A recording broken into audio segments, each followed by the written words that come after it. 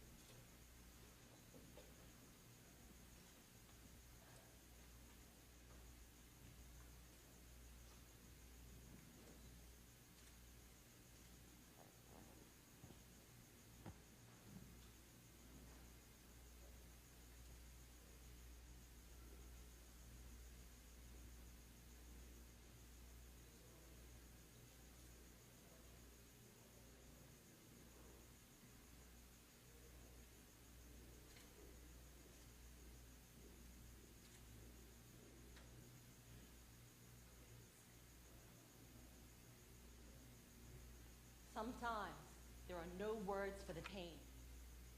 Sometimes there are no words for the desperation. Desperation so thick, it's choking me. And choking me was the best thing that could happen, since my baby is gonna breathe dirt today. I was born a slave, and I know I will die a slave. The space between those two inevitabilities is filled with more misery than a single human heart should ever have to endure. And to look around me and see my man in this pit, withered out as like limestone statues in this hell, small unrelated children who have no way to measure how base their lives will become. To see all of this is to see that misery writ large on a cliff face, carved into stone, with only the hope of generations of elements to ever wash away our fate. Sometimes I think about my grandmother, brought from Africa on the ships, and wonder if she could see me here now, ending it, burying our generations alive. Would she have saved us the trouble and simply willed herself to die from the heartbreak of it all? I come from a long line of planting women that started way before that grandmother who was taken into bondage on that ship. We could place anything in the soil and it would grab hold, take root, and spin out into a wild, abundant harvest. But the same qualities that would be a blessing anywhere else are the darkest of curses here. And fertility has been my enemy. Anything that I can grow, be it vegetable or baby, is snatched from me and my people in this awful place. And who but a madman would want to nourish their most vile enemy with their most valued gifts? On the day that my cycle did not come, I didn't think twice about going to the old Nana 2 estates to the west. She knew the bushes to boil and tea to drink to stop this small life from ever becoming. And that was what I wanted. My man was angry because I would not tell him whether the child was his or the Beckett's. The truth of it was, it didn't matter. The child was most certainly mine, and I could not bear to see my flesh chewed up again for another entire lifetime by these half-man, half-shark people. Not my child, no. But she fought and fought, and I was sick unto death because I kept drinking the tea, long after old Nana warned that it was no longer safe to do so.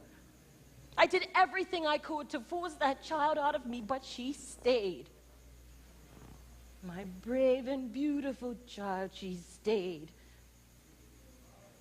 When she entered the outside world today, the pain of my labor was doubled, trebled, because there was no reward to be had at the end, only more pain than any human being should have to endure. But I was ready to suffer it all for the love of this child.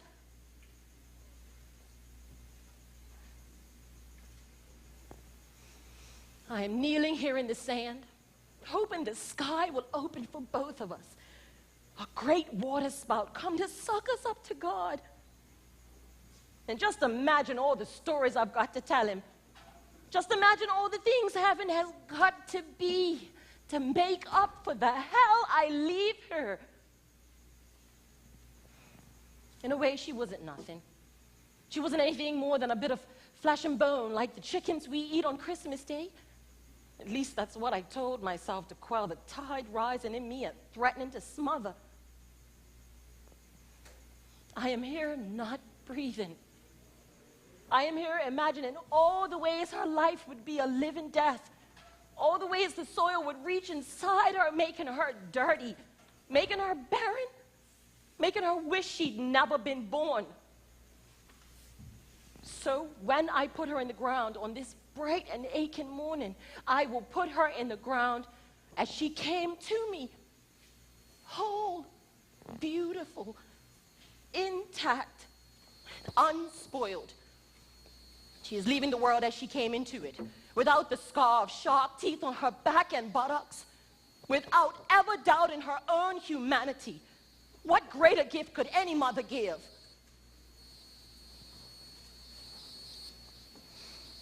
She's dark like me,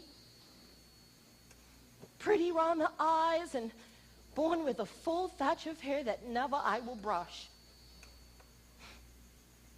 She was just a little piece of meat, a scrap of gristle found up between the teeth of these great white barracuda. That's all she will be, and that is the one future I cannot imagine for this small part of me. This one piece not yet grazed by their sharp fins and evil teeth. Oh, unnatural mother crazed with the heat. I gave her a soft bed with a blanket of sand so sugary fine. You can't see how much I cared for her. The crash of the surf blending with my keening cries. This, her one and only lullaby. Baby, my baby, Mama's here. Lord, watch my baby. Don't you cry, Mama's here.